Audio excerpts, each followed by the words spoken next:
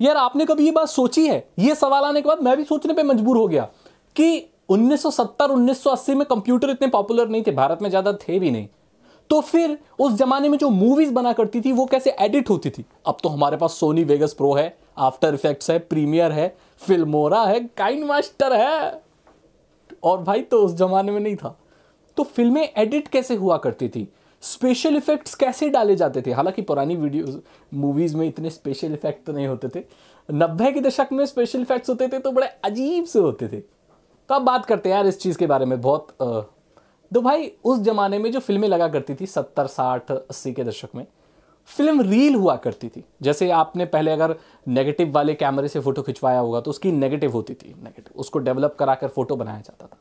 ऐसे ही नेगेटिव जैसी रील की पूरी रील हुआ करती थी, वो सिनेमाघरों में तेज तेज चलती थी, प्रोजेक्टर से लाइट पड़ती थी और वो फिर जो है सिनेमा चलता था, मूवीज चलती थी।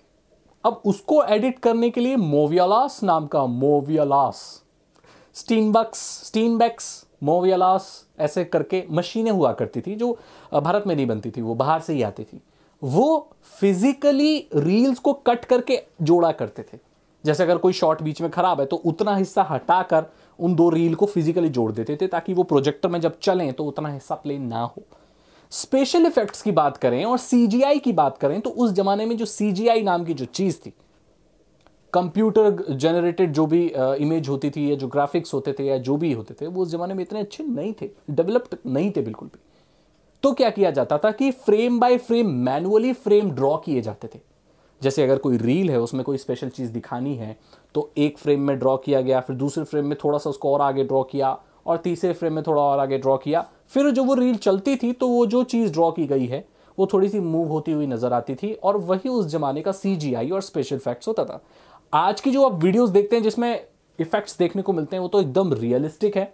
उस जमाने में इसके बारे में सोचा भी नहीं जा सकता था, और फ्रेम बाय फ्रेम मैनुअली कोई भी स्पेशल इफेक्ट ड्रॉ किया जाता था हाथ से उन रील में, बाकी उनको रील को प्ले किया जाता। आप सोच सकते हैं कितना मेहनत का काम है।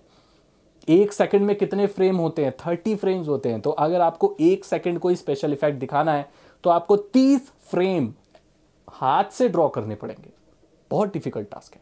तो हाँ, एडिटिंग डिफिकल्ट हुआ करती थी, लेकिन एडिटिंग होती थी बिना कंप्यूटर की मदद से, मोवियालास नाम के और स्टीनबैक्स नाम के इन मशीनों की मदद से। और ये भारत में बहुत कम ही हुआ करते थे, कुछ चुनिंदा जगह हुआ करती थी जहां पर ये मूवीज वगैरह एडिट होती थी। इसी तरीके से काम करती थी चीजें। अब 90 का दशक आ गया और कंप्यूटर जनरेटेड जो भी video editing, computer generated graphics आने लगे, तब भाई एडिटिंग होने लगी। लेकिन कुछ लोग ही थे इस चीज को करने वाले, बहुत कम एक्सपर्ट लोग थे जो भारत में हुआ करते थे। उनका बहुत बोलबाला था, उनको मतलब क्या वैज्ञानिक से कम नहीं माना जाता था। सिनेमा जगत में उनको वैज्ञानिकों से कम नहीं माना जाता था, क्योंकि वो कुछ चुनिंदा लोग होते थे जो विदेशी सॉफ्टवेयर को चलाना जानते थे। उस जमाने के कंप्यूटर इतने पावरफुल नहीं हुआ करते थे, लेकिन जो भी हुआ करते थे वो सफिशिएंट थे उस जमाने के ग्राफिक्स को या उस जमाने की मूवी एडिटिंग को लेकर देखा जाए तो। जैसे तो वही सही होते थे, मोर देन इनफ। और क्या करना है हमें, थोड़ा थैनोस थोड़ी बनाना है ग्राफिक्स से।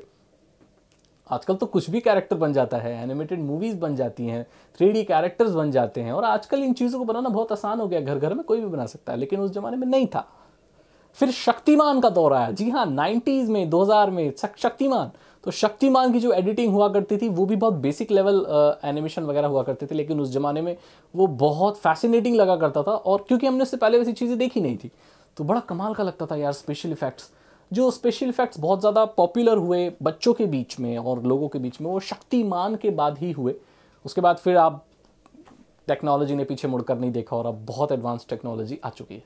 आई होप आपको पता चल गया होगा कि पुराने ज़माने में मूवीज़ को कैसे एडिट किया जाता था। अगर आपको ये वीडियो अच्छी लगी तो इसे लाइक करें, अपने दोस्तों के साथ शेयर करें। आप भी अगर कुछ मेरे साथ नॉलेज शेयर करना चाहते हैं तो आप कमेंट सेक्शन में कर सकते हैं।